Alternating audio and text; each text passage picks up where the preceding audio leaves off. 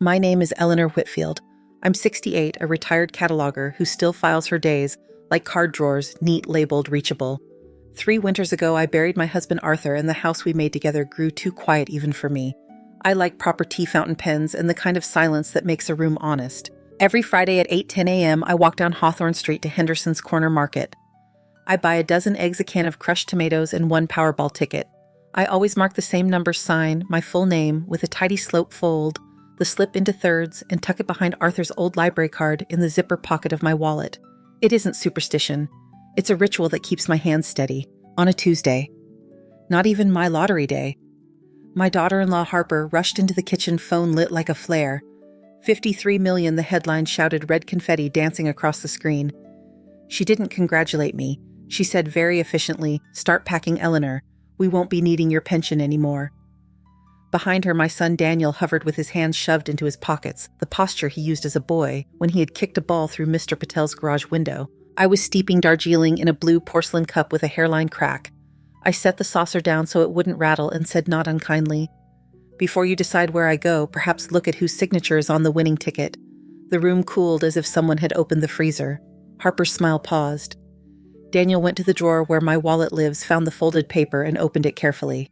Eleanor L. Whitfield in blue ink looked back at him as it has every week for years. I didn't raise my voice. I didn't list the birthdays I baked for or the bills I bridged.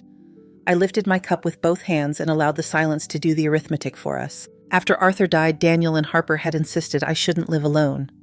"We've got a room, Mom. Come stay until you want something else." I said yes. I wrapped the china in pages torn from a gardening manual I never finished and kept only a few things: our wedding album, a navy-stitched quilt, the library card Arthur used more faithfully than his driver's license, and a sun-faded photo from 1982 where his tie sits crooked and proud. Their house was tasteful lavender candles, framed photos aligned by a ruler, the kind of sofa you apologize to when you sit. They spoke quickly, laughed politely, and placed everything in labeled bins. I tried to fit my life into theirs the way a thin bookmark tries to hold the weight of a thick novel. Friday returned, and with it my small pilgrimage. Miles at the market slid me a pen with a wink. Same numbers always.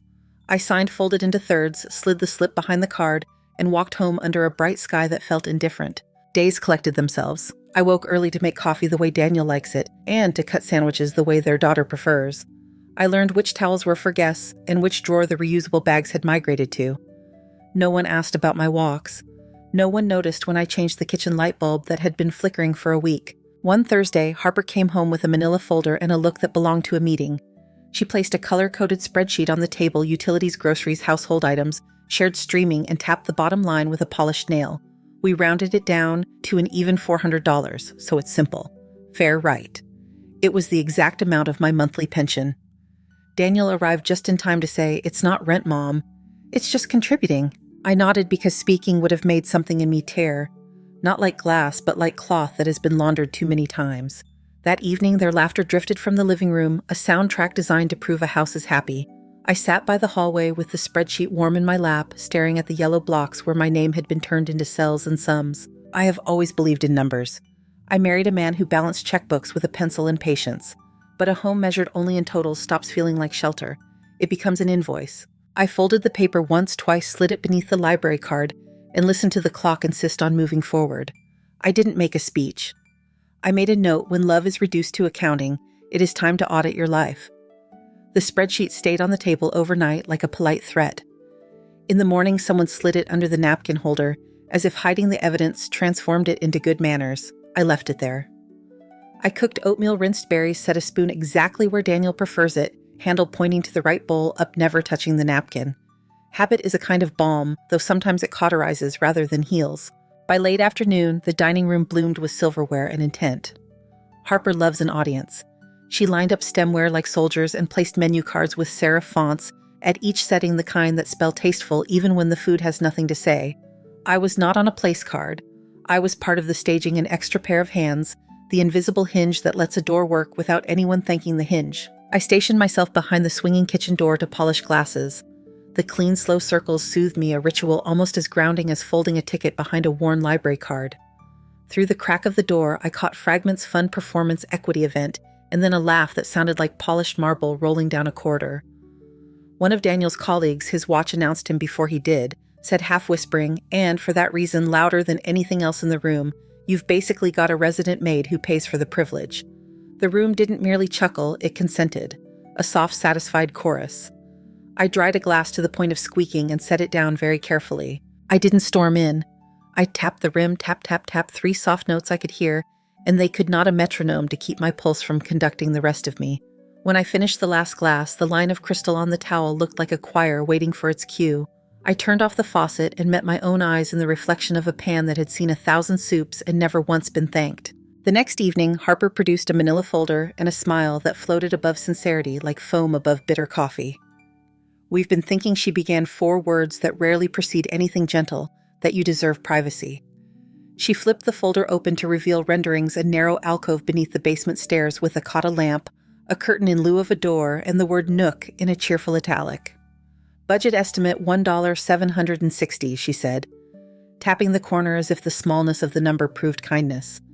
"Minimalist, cozy, your own space." "Privacy," I said, and the word tasted like an apple left too long on the counter. "It doesn't come from burying someone out of sight." Daniel shifted the way men shift when the truth makes the floorboards creak. "It's not burying Mom. It's just quieter for everyone." I let my finger rest on a line that read "No plumbing at this stage." A caption can be a confession. "Your drawings are precise," I said. "Your understanding is not." I closed the folder gently as if it contained photographs of people I used to know. I slept badly. Not from anger, my anger rarely kept me up, but from a long, strong thread of clarity tugging from somewhere near my ribs. In the morning, I laced my shoes and walked Hawthorne Street to Henderson's. The air smelled like leaves warming in the sun and distant laundry soap. Miles looked up as I came in and leaned an elbow on the counter like an old friend who knows how much not to ask. "Usual," he said. "Usual," I said. He slid a pen toward me, the same cracked blue cap as last time, and I wrote down my numbers in their familiar places. I don't know if numbers can remember us, but sometimes it feels like they do. 14, the date Arthur and I married with more hope than chairs. 7. Daniel's birthday, the year he asked if clouds were just sky that forgot to be blue. 23, the day Arthur carved A+E in a park bench and said addition was the only math that made love bigger. 31, the house number where our first winter smelled like cinnamon and drafty windows. 12, the month Arthur left me with a kettle still warm. Simple digits for other people, coordinates for me. I signed Eleanor L. Whitfield with the slope that always makes my E lean forward, folded the slip into thirds, and tucked it behind Arthur's library card. "You and that card," Miles said not unkindly. "He carried it like a passport," I answered. "And I carry it like a map." On the walk home, I passed the big elm on the corner where Daniel split his knee open learning to ride. He had cried hard, then cried harder when I told him we would try again. Persistence is a difficult kindness to give to a child. To an adult, it's often considered rude. Harper's spreadsheet had regained the tabletop by the time I returned, as if it had crept out from under the napkins while no one was looking. I slid it aside to place a cutting board down, then slid it farther when I realized it left a faint yellow shadow, the way highlighters sometimes stain paper if they're too insistent. I assembled a salad and made vinaigrette like I've always made it mustard, to steady the oil vinegar to wake the leaves, and I set 3 plates as if the simplest trinity might conjure grace. Daniel ate quickly. Harper ate precisely. I ate as if eating could be a theology. A liturgy of small care administered to a weary body. 2 nights later, the television turned itself on. Some timer, Harper liked for news bulletins and ambient productivity, and a woman with perfect hair announced that it was time. I don't know why I didn't simply turn it off. Perhaps because I respect ceremonies, even those that never meant much to me until they did. 14, she said. That's a common number, I told the air, but my fingers found the ridge of the library card through my pocket. 7. I pulled out the wallet. The zipper complained. It always does. I opened the small interior pocket where paper ages into a particular softness.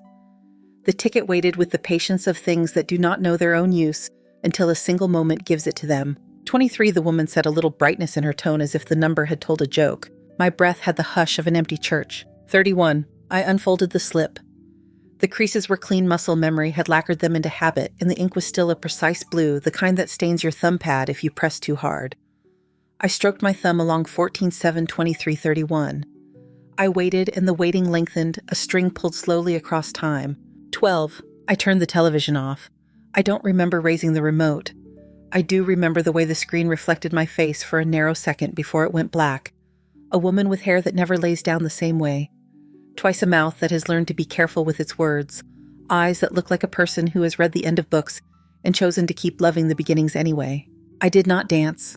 I did not pray. I did not call anyone whose congratulations would have sounded like a bid. I went to the stove and set water to boil. The kettle whistled with a clean, capable sound like a throat clearing at the start of something worth saying. I chose the blue cup with the hairline crack.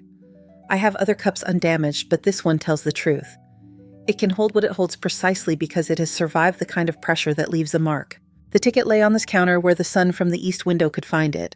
I ran my finger under my own name as if reading aloud for a child who needs the finger to stay with the words.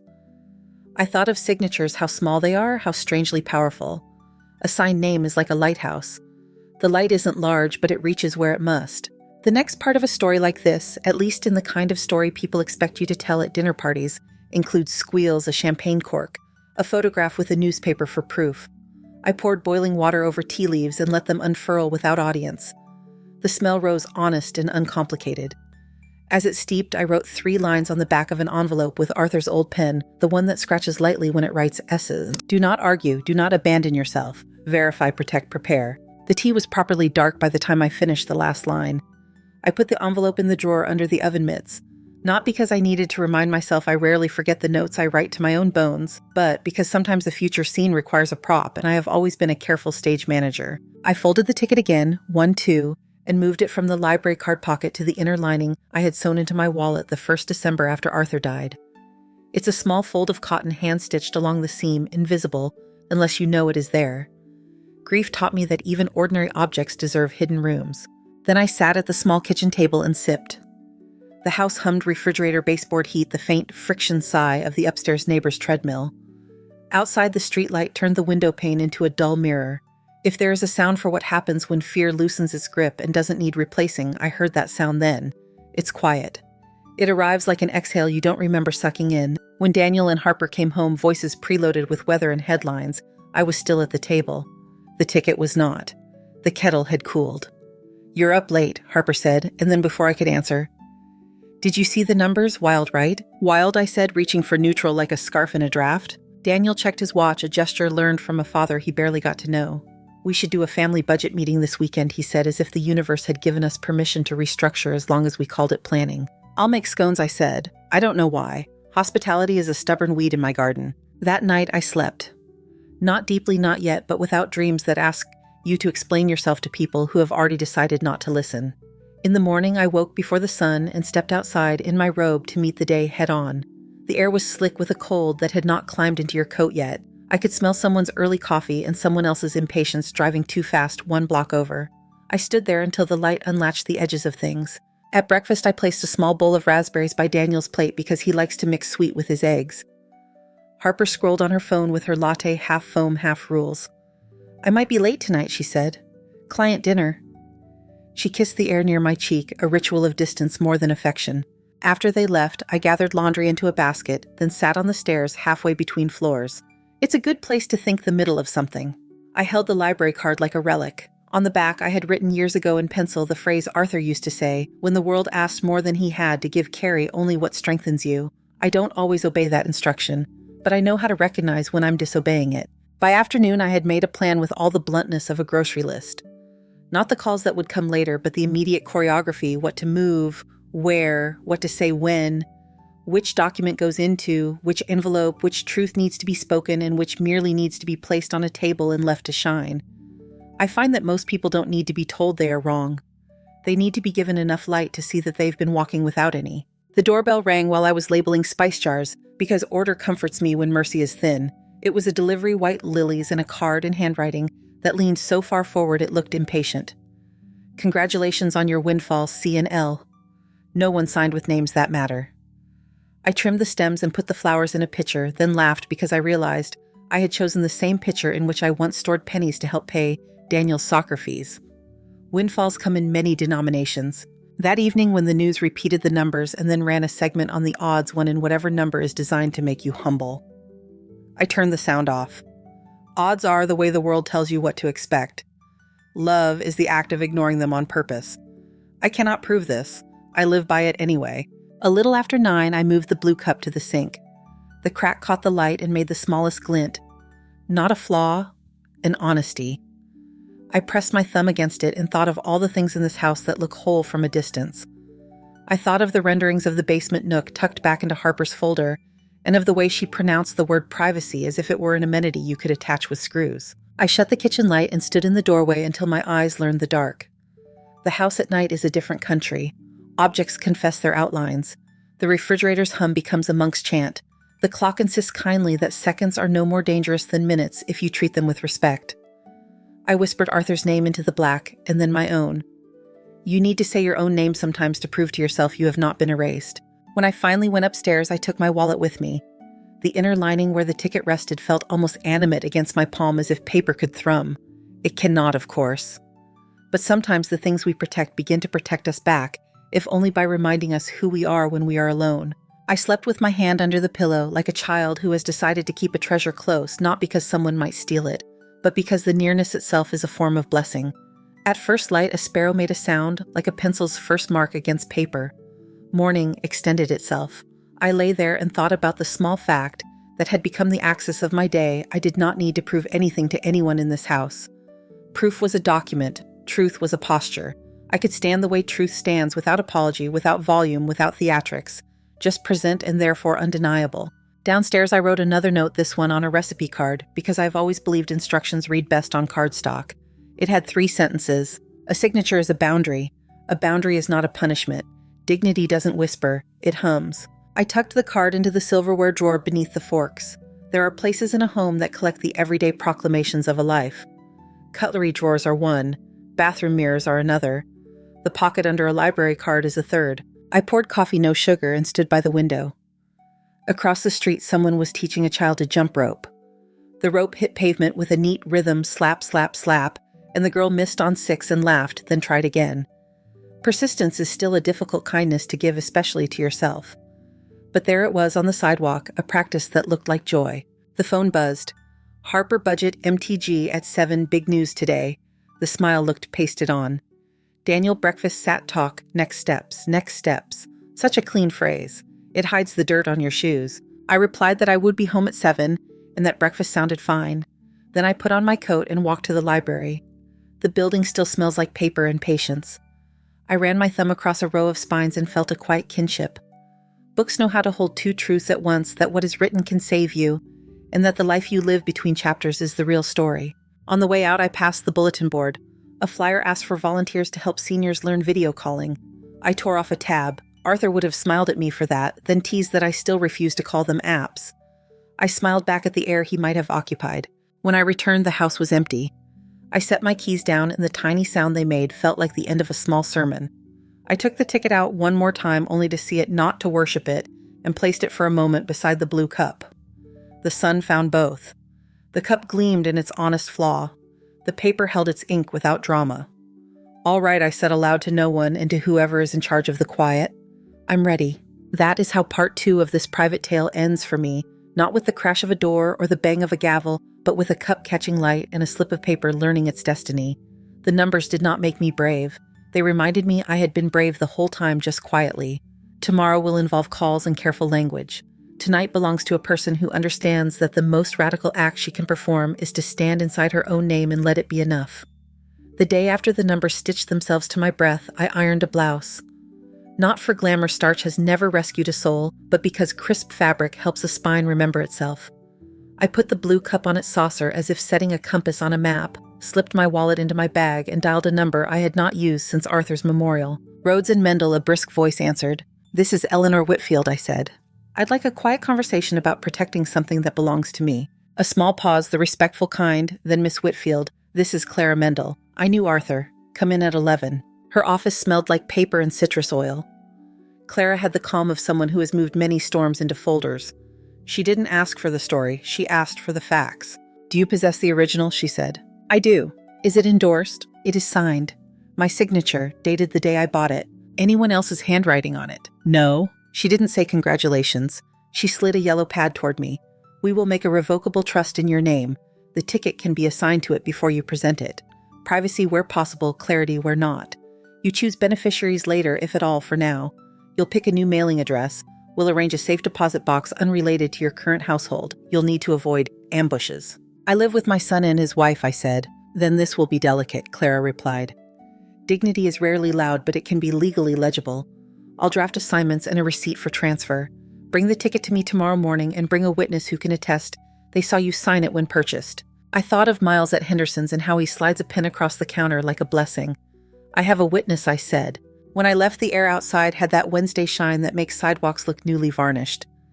My feet knew their way to the market before my thoughts assembled themselves into sentences. Miles looked up. "Morning, Miss Whitfield. You're early. Everything okay?" "Better than okay," I said. "I need your eyes on paper." We stood at the end of the counter where lottery ads brag about math dressed in confetti. I explained without numbers or headlines. "Last week you handed me your pen. You saw me write my name on the ticket before I folded it and put it away. Would you sign a statement saying that, with the date?" Miles didn't blink. "I can do better," he said, ducking beneath the counter. He came up with a little spiral-bound logbook. Started keeping this after a dispute years ago. I note big transactions, odd happenings, and regulars who do things the same way every time because pattern matters. See? He flipped Page's ordinary notes in an ordinary hand. He stopped at last Thursday. E. Whitfield signed front of Powerball. A time. A brief underline. He smiled sheepish. "I'm a clerk, not a poet, but I pay attention." "You're a witness," I said, and I felt the room steady around those 4 words. By the time I returned home, Harper's laptop was breathing on the dining table, its lid half open like a mouth about to pronounce an improvement. Voices filtered down the hall, the murmured plans people make when they think morality is a tone of voice. "Before she does anything rash," Harper said, "Silver Harbor has a nice waiting list, but I can pull a string. The marketing is great Sunlit Studios, life enrichment programming the works. We can pitch it as freedom. Maybe after we structure the funds," Daniel added. "We should put it in a family account, hire a manager, give her a stipend. That way nothing gets wasted." Wasted. I stood in the kitchen holding an apple as if it were a question. The apple was honest. It didn't pretend to be a peach. I rinsed it, sliced it, and arranged the wedges on a plate because beauty refuses to be overpriced. At 7 that evening, the budget meeting began with Harper's slides, yes slides for a household conversation. Her fonts were confident. Her bullets marched. Windfall stewardship, the title declared. She spoke of risk, of rates, of stories about winners who unraveled. Daniel poured 3 glasses of wine and slid one toward me like a truce he hadn't earned. "Before we assign me a stipend," I said a note. "I met with an attorney. The ticket is mine. It will move into a trust with my name on its spine. I will make decisions. You will make requests with manners." Harper smiled at a tiny earthquake. "Of course, Eleanor. We only want to help. Help is what you offer, not what you rename control." Daniel leaned forward. "Mom, we're not your enemies." "Enemies fight loudly," I said. "You've preferred polite erosion." I placed a single envelope on the table. Inside lay 2 pages. The first, a clean affidavit on Claire's letterhead with blanks for date and signature. Miles's name already filled the witness line in steady print. The second, a photocopy of the ticket numbers visible, my name visible, the edges softened by being held by being mine. I did not place the original on the table. I am not foolish. Harper reached without asking. I held the envelope a heartbeat longer, then released it. She scanned. Her mouth tightened at the edges the way a seam does when fabric is pulled where it was never meant to stretch. "So what's the plan, Mom?" Daniel asked quietly, like a boy sneaking decency past his own excuses. "The plan," I said, "is an inventory of truths." I took out a small navy notebook from my cardigan pocket. On the cover in gold letters, the word ledger. It is a ridiculous word for a life, but sometimes a ridiculous tool is all a person has. I opened to the middle. On the left side of the line, what I gave. On the right, what I asked. I read, without accusation, just the arithmetic of care. "Dr. Copay, your card declined $68. Groceries the week you traveled and forgot to order $142.13. 6 mornings of school drop-off when daycare close time. 2 nights of fever time. Light bulbs, batteries, the drawer that sticks time." I closed the book. Right-hand column is mostly blank. I'm not asking you to fill it. I'm asking you to recognize it exists. Harper crossed her arms. "This feels like emotional accounting." "It is," I said, "because you turned affection into a spreadsheet." Daniel rubbed his forehead. When he spoke, his voice had the weight of shame trying to learn how to stand. "I'm sorry, Mom." "You're not sorry." Harper snapped a hand on his sleeve. "You're being manipulated by sentiment. This is about stability. We've carried this household for years. You charged me exactly my monthly pension," I said. I didn't raise the sentence. I placed it down like a plate. You wrote fair in yellow highlighter as if color could absolve arithmetic. Harper inhaled. "Fine," she said brightly, the way people say, fine when they intend anything but. "Let's settle details. You'll transfer the ticket to a family vehicle. You'll stay here downstairs at first, then we'll renovate the guest room. We'll handle the calls, the tax firm, the investments. You'll have an allowance. You'll be comfortable. No, I said gently. Harper blinked. No. To which part? To the part where my life becomes your project plan. Silence arrived and pulled up a chair. You can't do this alone, she said finally. I have not been alone, I said. I have been unaccompanied. I stood not abruptly. Abruptness is theater, but with a movement that belonged to me. I retrieved from the bookshelf a cloth-bound copy of The Secret Garden, a battered edition Arthur bought for me at a library sale, because he joked I was always finding doors other people forgot were doors. I slid from its hollowed center an archival sleeve. Inside it, the ticket lay like a small certainty. I did not wave it. I did not brandish it. I placed the sleeve gently in the center of the table where the chandelier made a clear oval of light. My name faced up. Eleanor L. Whitfield. The signature looked like what it is practice made visible. Harper looked as if she had stepped into a room whose floor wasn't where she left it. So, you're... what? Cutting us out. I am drawing a boundary, I said. A boundary is not a punishment. It is a definition. Daniel swallowed. What happens now? Now, I said, I will not pay $400 to live in a home that charges me rent for my existence. I will not sleep under the stairs and call it privacy. I will not have my decisions subcontracted to a person who measures kindness by cost saving. I slid a key across the table, the spare to their house that lived on my ring. I'm leaving by the end of the week. I have signed a short lease at Riverside Court. It has a maple tree outside the window and no slide decks in the living room. I've arranged a P.O. box. My doctor has my new address. The bank knows where to reach me. You do too. Daniel's mouth opened, then rethought itself. I am not leaving Emma, I said. I am leaving a system that made her grandmother a line item. If you teach her that love is a budget, she will spend herself to zero for people who print labels. Harper's composure tried one more strategy control disguised as a concern. You're making a mistake, Eleanor. You're at an age where independence is fragile. Fragility, I said, is not a synonym for freedom. It is a condition all living things share.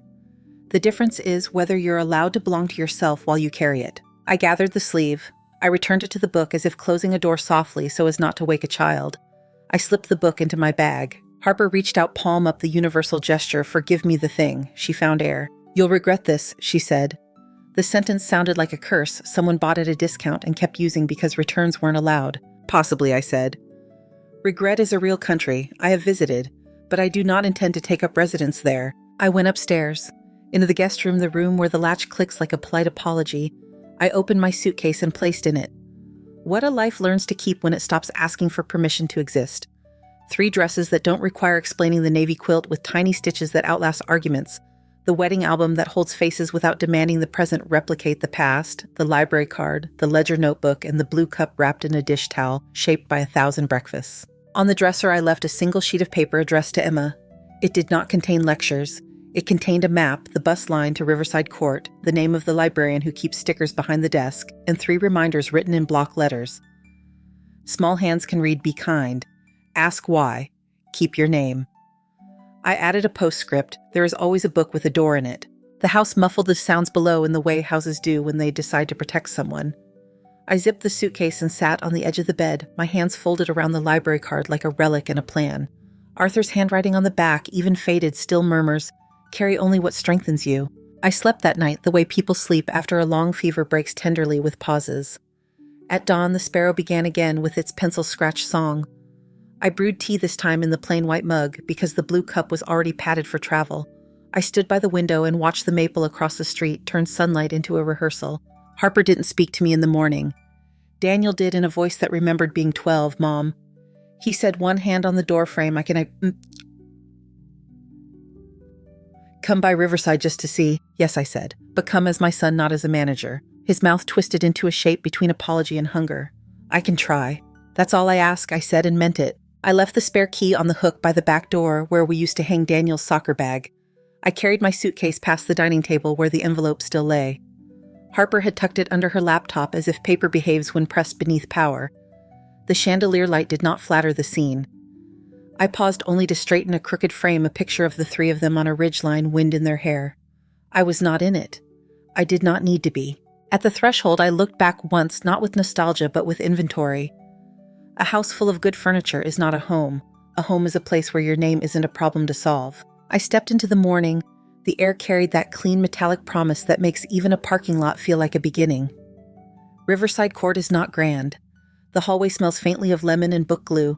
The manager, Mrs. Klein Cardigan Kind Eyes, handed me 2 keys on a brass ring that had seen other lives.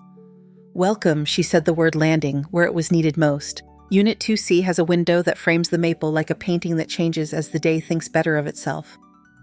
I opened my suitcase and placed 2 things first: the library card in the top drawer and the book with the ticket in the highest shelf, not to hide it, but to give it a vantage point. Then the kettle, the new one, not blue but serviceable, went on the hob with the relief of a tool returned to purpose. I sat on the floor with my back to the wall and breathed in the ordinary. Pipes whispered. Someone upstairs laughed, a good sound. On the counter, I propped a recipe card with the words I had written the day before. A signature is a boundary. A boundary is not a punishment. Dignity doesn't whisper, it hums. I let the words hum. By afternoon, Clara called. "The trust papers are ready," she said. Miles stopped by, signed clean. "We'll file everything. You can decide later what to announce, if anything." "Thank you," I said. "You sound—" She searched for the right professional adjective and chose a human one: steady. "I am," I said. "Not because of the money, because of the name." Near dusk, my phone buzzed. A message from Emma, just a photo, a drawing of a balcony with a tree, a small figure with gray curls waving, and 3 words in careful pencil: Grandma's new house. Below it, a question shaped like hope: "Can I visit?" "Yes," I typed. "Bring your questions. I'll bring tea." When night fell, I stood at the window with the plain mug in my hand and watched the maple hold the last light as if it were a secret it intended to keep. Across town, in a dining room that smells like curated success, a laptop lid would close over an envelope that thought it was in charge. Here, a kettle cooled, a name held. I didn't celebrate. I inhabited. I set the spare pillow on the bed, turned down the quilt, and slid my hand beneath my own pillow the way a child does, who has decided to trust the dark a little more than yesterday. On the nightstand, the library card waited a passport and a promise. On the shelf, the book kept its door closed and ready. Tomorrow would bring paperwork, perhaps protest, perhaps even reconciliation. But that was tomorrow's grammar. Tonight had a simpler tense I am. I turned off the lamp. The room did not feel empty. It felt correctly measured. Somewhere a train stitched sound into the distance, and the seams of the day held. Outside, the tree stayed. Inside, so did I. Riverside learned my footsteps in 3 days. The elevator sighed the way old brass instruments do between songs. The corridor accepted my grocery bag and my breathing. Unit 2C answered to my key without fuss. I put the kettle on each morning and let the hum braid itself with birdsong and the faraway confidence of a train. On the 4th afternoon, I walked to the Riverside Senior Center with a flyer in my pocket. Video calling for beginners, Tuesdays at 3. 6 people came. We began with buttons and passwords and the way a small square can hold a beloved face. When Mrs. Delgado's grandson appeared on screen and yelled, "Nana," the room tilted toward joy. When Mr. Hahn's camera inverted and he stared at himself upside down. We laughed the way people laugh when the world is harmless for a minute. At the end, the director asked if I would say a few words at Shared Wisdom Night. "Nothing grand," she said. "Just something you've learned." I wrote my remarks on a recipe card because truth fits best where instructions usually live. That Thursday, I stood in a room that smelled like coffee and floor wax and told the plain version, not the numbers, not the headlines, only the arithmetic of dignity. A signature, I said, is a boundary. A boundary is not a punishment. Dignity doesn't whisper, it hums. If you find yourself being counted as a cost, count yourself in. No applause cue was needed. The room's silence did what applause cannot. The next morning, Clara called. "The trust is funded," she said. "Transfers complete. We've secured a claim center appointment under the trust's name. Your anonymity holds." "Then we will let it hold," I said. "Quiet things work better when they stay quiet." "Have you thought about distributions?" Clara asked. "Not today's, but the kind that builds something." I looked at the library card on my desk. "Carry only what strengthens you." "Yes," I said. "A small fund for the branch's after-school tutoring. Another for the senior center's tech classes, both in Arthur's name. The rest can wait. I want my decisions to age like tea. Hot is fine, steeped is better." That afternoon, a knock came soft as a question. When I opened the door, Emma stood there in a purple jacket, Daniel one careful step behind. She held a shoebox. "We brought mugs," she announced. Inside lay 2 chipped cups painted with dinosaurs. "Dad says you kept one for me. Now you'll have 2 for when I visit." She said, "When not if." I let the word take the best chair. We made hot chocolate for Emma and tea for us. Daniel turned his mug by the handle until it faced due north. "I'm not good at this," he said, eyes on the table, apologizing without turning it into management. "Then don't manage it," I said. "Just own it." He did in 4 unadorned sentences. He named what he'd done. He didn't explain it away. When he finished, the air felt measurable again. I saw your ledger, he added. Not the numbers Emma told me about the words on the last page. I was part of the equation. I keep hearing that. It wasn't an invoice, I said. It was a mirror. He nodded. I told Harper I'm taking a break from slides. A wry smile, small but real. We moved the spreadsheet off the dining table. How is she? I asked, because the question is a form of discipline. Defensive, he said, but thinking. Emma swung her legs. Can we plant a maple on your balcony? She asked, then corrected herself, serious as a botanist. A baby one. We can give a maple a start, I said. It will teach us patience. They stayed an hour. We talked about school and the way Emma's teacher makes math feel like choreography. Daniel asked to see the view from the window, and when he stood there, he didn't offer advice about curtains or draft guards. He just looked. When they left, Emma hugged me with both arms in a small, fierce noise that sounded like gratitude remembering its own name. 2 days later, the center hosted Shared Wisdom Night. I wore the blouse I'd ironed the week I chose to stand inside my name. The room filled with people who have outlived fashions and fads and are now collecting useful things, patience recipes, the names of birds. I read my card again and added a footnote. When love turns into a ledger, don't burn the book.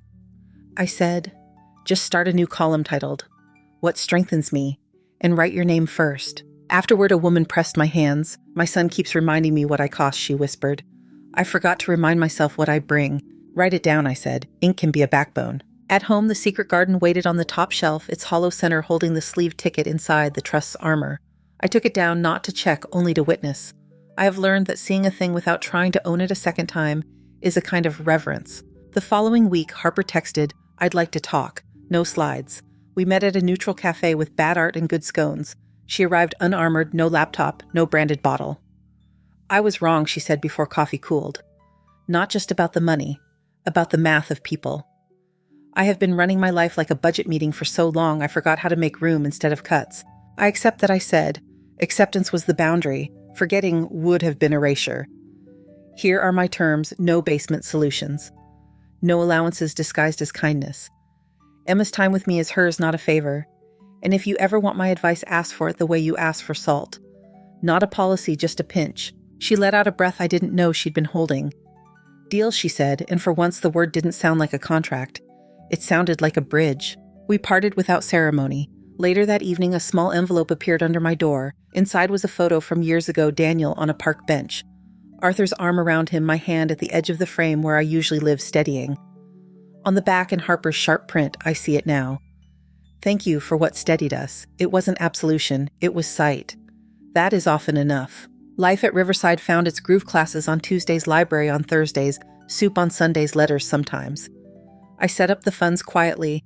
The branch bought new lamps for the reading tables, and the senior center ordered headsets sturdy enough for clumsy hands. None of it had my name. All of it had Arthur's.